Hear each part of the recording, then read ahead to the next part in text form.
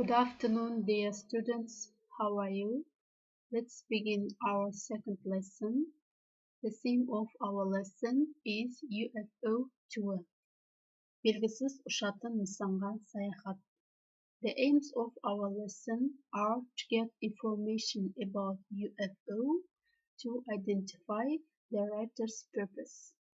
UFO туралы ақпарат алу және жазушының мақсатын анықтау. Students, today we are going to work on reading skills. Бүгін біз оқылым дағдысы бойынша жұмыс жасаймыз. Now let's introduce with new words. Listen and repeat. Aircraft. Aircraft. Army base. Army base. Assignment. Assignment. Autopsy. Autopsy. Billboard. Billboard. Burst. Burst.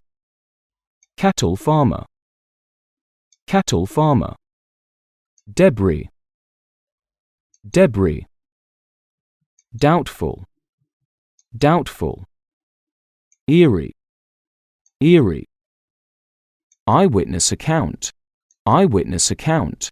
Formation. Formation. Freeway. Freeway. Hangar. Hangar. Hieroglyphics. Hieroglyphics. Hotspot. Hotspot. Lined with. Lined with. Okay, students, write down on your vocabulary these new words. Students, open your book, page 98. Look at the text. The truth isn't out there, or is it? Ақиқат онда жоқ, немесе сол ма деген тақырып. Now let's listen the text very attentively. The truth isn't out there. Or is it?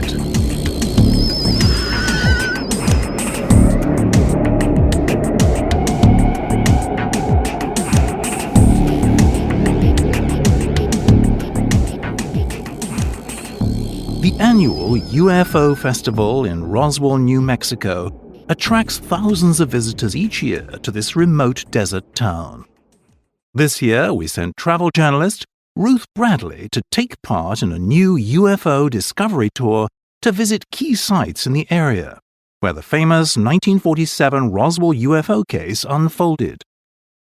Did her out-of-this-world experience make her a true believer? When I was first asked by my editor to report on a UFO discovery tour, my heart sank. I just couldn't understand why I was being sent. Me, a true skeptic.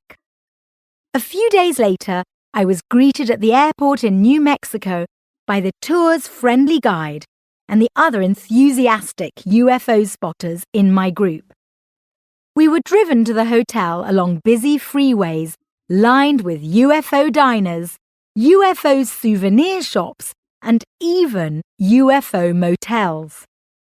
Little grey aliens stared down at us from billboards and road signs with huge insect eyes. I couldn't help smiling at these amusing sights. If nothing else, I had the feeling I would be having some fun on this assignment. The following morning, we were taken to the spot in Roswell where a cattle farmer, Mac Brazel, came across some large pieces of metal and a huge hole in the ground on the 8th of July, 1947. Our guide told us that shortly after Mr. Brazel reported what he had seen, the newspaper wrote that he had seen a flying saucer. The next day, however, they changed the story and reported that it wasn't a UFO at all, but simply a weather balloon. I wandered away from the group and looked around in the grass, half hoping to find one last piece of debris from the craft. Instead, I disturbed an enormous rattlesnake and quickly made my way back. I had to admit, the story so far was fascinating, and I found myself looking forward to the next stage of the tour, where we would be shown Building 84. This was the huge aircraft hangar on the old army base where the remains of the strange craft were taken to be examined. It was an impressive sight.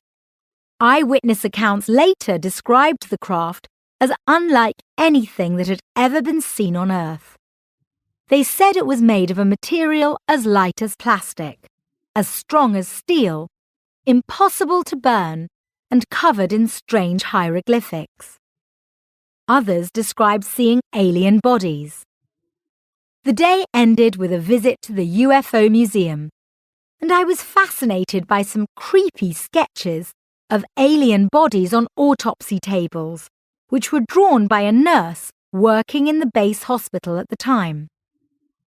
As we headed back to the hotel, I stared up into the starry night and couldn't help wondering if anyone or anything was looking down. The next day, we visited the town of Socorro, where in 1964, Lonnie Zamora, a respected police officer, reported an oval-shaped object with two small creatures inside. As he drew near, blue flames burst from the craft, and it soared into the sky. When Zamora came back with other officers, all that could be seen were burn marks on the ground and strange footprints. The locals in this area have many stories like this one, and I asked whether we were going to go back home with a UFO story of our own. Wait until tonight, the tour guide told me. That night, we camped out in one of the Nevada desert's UFO hotspots. As we looked up into the dark sky, one couple from Phoenix, Arizona, told me about the night in March 1997 when they saw a weird formation of lights hovering above the city. They weren't alone. The strange phenomenon had been witnessed by over 10,000 locals, and there is even video footage of it. I was a bit disappointed that I saw nothing worth photographing that night. What better souvenir to take back to the editor than a photo of a real UFO? I'm still doubtful whether UFOs and aliens exist. However, after spending a night under the stars in the eerie Nevada desert, I have to admit that if intelligent life from a far-off world decided to land on Earth, I wouldn't be at all surprised if this was the place they chose to visit. Okay, students, let's read the text once more. I give you 10 minutes for reading. Then answer the question. What is the writer's purpose? Жазушының мақсаты қандай?